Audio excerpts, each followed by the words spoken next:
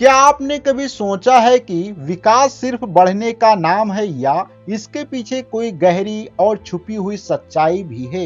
विकास केवल शरीर की वृद्धि नहीं है, यह मन, भावनाओं और सोच के संतुलन परिवर्तन का एक अद्भुत यात्रा है। विकास के दो मुख्य स्तंभ होते हैं, एक शारीरिक और मानसिक प्रगति और दूसरा सामाजिक व भावनात्मक संतुलन होता है। जीवन काल आधारित विकास की 8 विशेषताएं हमें बताती हैं कि इंसान जन्म से लेकर वृद्धावस्था तक निरंतर बदलता और सीखता रहता है। स्वागत है आपका सीटेट सीडीपी सीक्रेट के सेशन में, जहां पे आज का एपिसोड ये 2 होने वाला है। और वीडियो को पूरा आपको ध्यान से देखना है, क्योंकि इस वीडियो के लास्ट में आपको कमेंट बॉक्स में आपको कुछ हम क्वेश्चन प्रोवाइड करेंगे, उन क्वेश्चन के करेक्ट आंसर भी आपको बताने हैं। तो बिना देर किए करते हैं आज का वीडियो स्टार्ट। तो यहाँ पे हम सब पहले समझने वाले हैं कि बाल विकास और शिक्षा शास्त्र क्या है। इसी पे हमारा सेशन चल रहा है, जिसका आज का एपिसोड तो ये 2 होने वाला है। तो यहाँ पे हम सबसे पहले बात करते हैं कि विकास क्या होता है, अर्थात व्हाट इज द डेवलपमेंट। अगर बात किया जाए विकास की, तो विकास एक बहुआयामी प्रक्रिया होता है। कैसा होता है? ये बहुत से अलग अलग दिशाओं में विकास होता रहता है। इसमें कई प्रकार के बदलाव होते हैं, अर्थात शामिल इसके अंदर रहते हैं। ये सभी आपस में जुड़े भी रहते हैं। ऐसा नहीं कि हर एक बदलाव अलग अलग होता है, हर एक बदलाव आपस में जुड़ा भी रहता है। और अगर लास्ट में देखें परिणाम में, तो व्यक्ति की पूर्ण प्रगति ओवरऑल अर्थात तो पूर्ण प्रगति इसी में होती है। तो अब यहाँ पे हम समझते हैं कि विकास के कौन कौन से दो मुख्य स्तंभ हैं।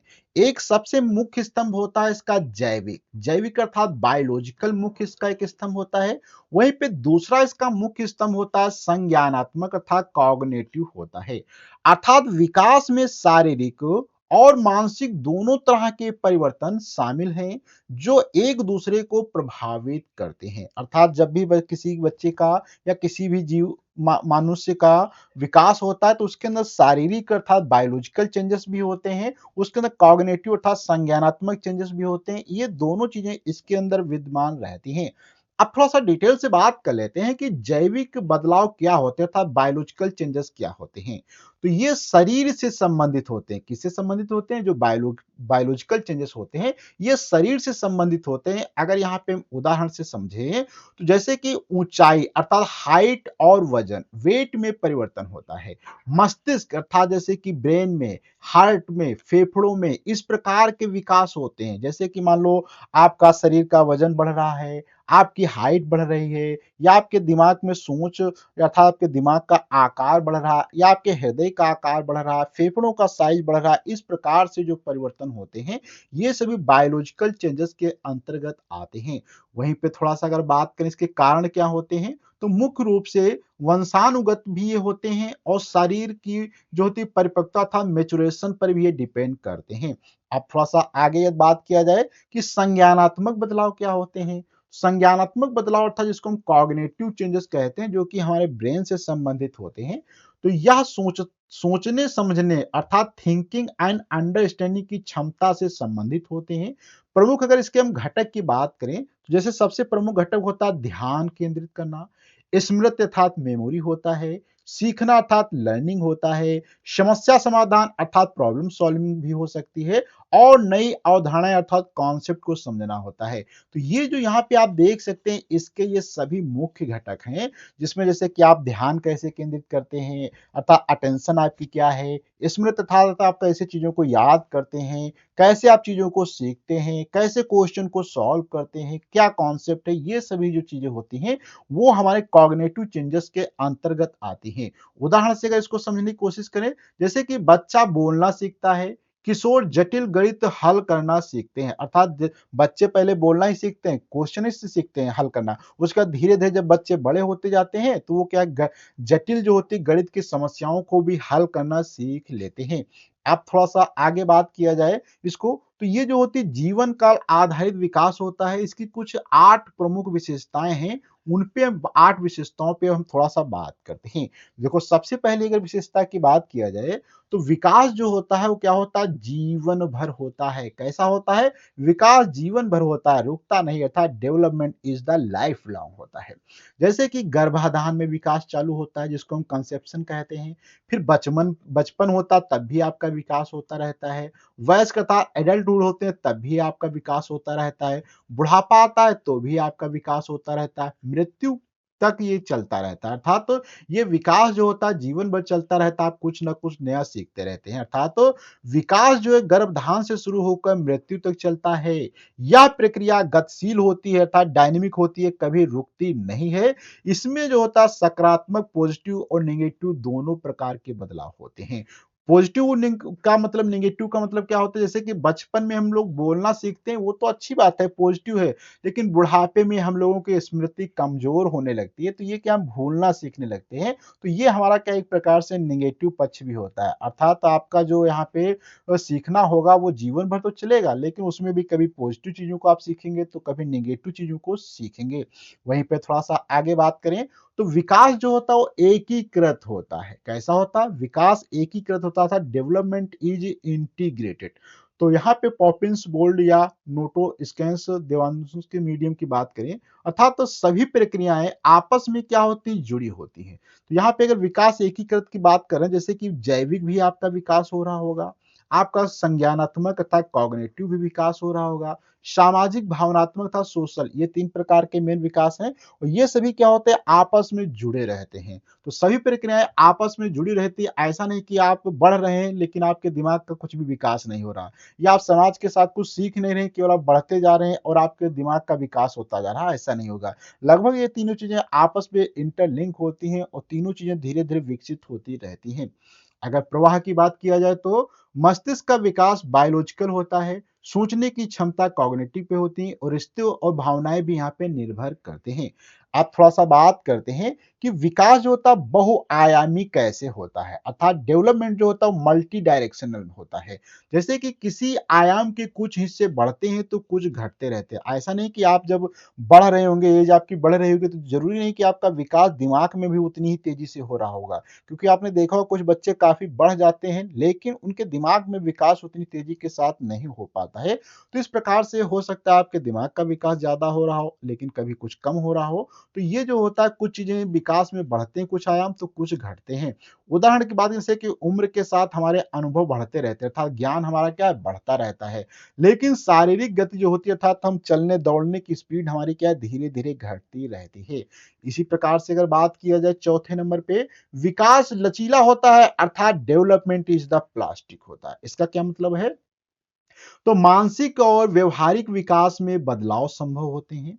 लचीलापन का मतलब होता है हर व्यक्ति में अलग अलग होता है, ऐसा नहीं कि सभी का विकास एक ही तरीके से होता है। किसी का विकास अलग तरीके से होगा तो किसी का विकास अलग तरीके से होगा। तो ये क्या होता है? एक प्रकार से लचीलापन होता है। और सकारात्मक उदाहरण की बात करें, तो वृद्धावस्था में भी नई भाषा सीखना संभव होता है। आप थोड़ा सा आगे बात करते हैं, तो विकास जो होता है पांचवें नंबर में, तो विकास ऐतिहासिक परिस्थितियों से भी बहुत ज्यादा प्रभावित होता है। आपने देखा होगा कि जो स्वतंत्रता संग्राम का समय था और आज का जो ये डिजिटल समय है, जो स्वतंत्रता संग्राम के समय के बच्चे थे उनका समाज में अर्थात उनका विकास जो था वो अलग टाइप से हो रहा था, वो देश की आजादी के लिए ज्यादा सोच रहे थे। लेकिन आज के जो युवा पीढ़ी है वो मोबाइल में कैसे व्हाट्सएप चलाया जाए, कैसे फेसबुक चलाया जाए, कैसे अच्छी फोटो बनाई जाए, कैसे फोटो को शेयर किया जाए, कैसे फॉलोअर बढ़ाए जाए, कैसे यूट्यूब पे चैनल बनाया जाए, इस क्षेत्र में ज्यादा से ज्यादा युवा पीढ़ी कार्य करती है। लेकिन जब स्वतंत्रता समय था, स्वतंत्रता का संग्राम चल रहा था उस समय, तो उस समय लोग अलग तरीके से सोच रहे थे। तो ये समाज का भी बहुत ज्यादा ऐतिहासिक जो होती परिस्थितियां, ये भी बहुत ज्यादा मैटर करती हैं कि कैसी रहती हैं। अर्थात तो सामाजिक, आर्थिक और राजनीतिक परिस्थितियां विकास को प्रभावित करती हैं। उदाहरण, उस समय की युवाओं की सोच बनाम आज के युवाओं की सोच से बिल्कुल भी अलग थी।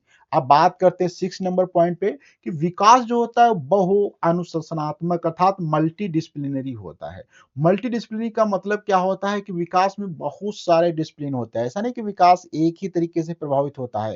देखो जैसे कि इसमें देखा जाए तो समाज शास्त्र जो होता है इसका भी काफ़ी ज़्यादा प्रभाव पड़ता है। चिकित्सा अर्थात आपका फिजिकल फिटनेस कैसी है उस पे भी होती है। आप कौन से स्कूल में पढ़ते हैं, कैसे वातावरण में रहते हैं, आपकी शिक्षा कैसी उससे प्रभावित होता है। जीव विज्ञान अर्थात आपकी जीन्स कैसी हैं, आपके माता-पिता कैसे थे, उस पर भी इसका काफ़ी प्रभाव पड़ता है। मनोविज्ञान, आप कैसी सोच रखते हैं, आप कैसे वातावरण में रहते हैं, वहाँ पे लोग कैसा सोचते हैं, उस पे भी ये काफ़ी ज़्यादा मैटर करता है। तो विकास को केवल एक विषय नहीं है अर्थात विकास केवल एक विषय नहीं है, बल्कि कई अनुशासन मिलकर समझाते हैं अर्थात विकास कई चीज़ों से मिलकर ही इसको समझाते हैं। अब अगर थोड़ा-सा बात करते हैं 7th नंबर में, तो यहाँ पे 7th नंबर पे देखा जाए तो विकास जो होता है संदर्भों पर निर्भर करता है, किस पे निर्भर करता है? कॉन्टेक्सचुअल पे निर्भर करता है। जैसे कि इसका मतलब क्या है इसको समझें, तो व्यक्ति इन संदर्भों से प्रभावित होता है। कौन-कौन से? जैसे कि वंशागत, अगर आप जेनेटिक जैसे होते हैं अर्थात जेनेटिक जैसे ही आपकी होंगे, आपके माता-पिता कैसे होंगे, उसी के आधार पे आपका निर्भर होता है। फिजिकल अर्थात तो भौतिक भी काफ़ी वातावरण निर्भर करता है, समाज भी निर्भर करता है कि कैसे समाज में आप रहते हैं, कैसा हिस्टोरिकल उसमें बैकग्राउंड है, उससे भी विकास काफ़ी प्रभावित होता है। सांस्कृत अर्थात कल्चर कैसा है, उससे भी ये प्रभावित होता है। तो अर्थात फिजिकल भी होता है, जेनेटिक, कल्चरल भी होता है। तो विकास इसीलिए कहा जाता है कि विकास जो होता है वो परिपक्वता और अधिगम इन दोनों का क्या होता है, आपस में मल्टीपल होता है। तो जीवन की घटनाएँ जैसे दुर्घटना या आपदा भी विकास की दिशा बदल सकती हैं। अब बात करते हैं 8 नंबर पॉइंट पे कि विकास संचयी होता है, डेवलपमेंट इज क्यूमुलेटिव होता है। विकास पहले के अनुभवों और सीख पर आधारित होता है। कोई भी नया कौशल शून्य से शुरू नहीं होता है, वह पिछले कौशल पर टिका हुआ होता है। किस पे निर्भर होता है?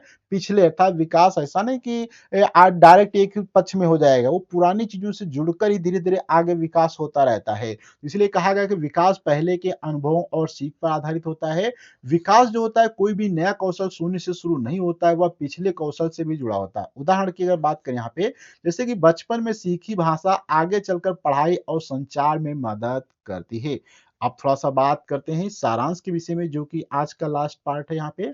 तो बदलाव के प्रकार अगर देखा जाए टाइप ऑफ चेंजेस, तो हमने सीखा कि बदलाव के प्रकार कौन-कौन से हैं? तो वो देखे गए कि जैविक होता है और संज्ञानात्मक होता है। वहीं पे विशेषताओं को हमने 8 यहाँ पे विशेषताएँ थी जैसे कि जीवन भर, एकीकृत, बहुआयामी, लचीला, ऐतिहासिक, बहु अनुशासनात्मक और संदर्भी और संचयी। तो यहाँ पे ये जो विशेषताएँ थी, इनको भी हमने यहाँ पे डिटेल से समझा है। तो मैं आशा करता हूँ कि आपको इस वीडियो से कुछ तो नया सीखने को मिला होगा और इस वीडियो के लास्ट में मैंने कुछ डिस्क्रिप्शन बॉक्स में क्विज़ क्वेश्चन भी प्रोवाइड किया है। उन क्वेश्चन के आंसर भी आपको बताने होंगे। जो करेक्ट आंसर होंगे, वो आपको यहाँ नीचे बताना होगा। और अगर इस वीडियो की आप पीडीएफ चाहते हैं, इसके लिए भी आपको डिस्क्रिप्शन बॉक्स में लिंक मिल जाएगी। वहाँ पे क्लिक करके आप इस पूरे वीडियो की पीडीएफ को डाउनलोड करके आसानी से पढ़ सकते हैं। तो यदि अभी तक आपने इस वीडियो को लाइक नहीं किया तो प्लीज़ लाइक करें, अपने दोस्तों को शेयर करें। हम अगले वीडियो में मिलते हैं, जब तक के लिए धन्यवाद।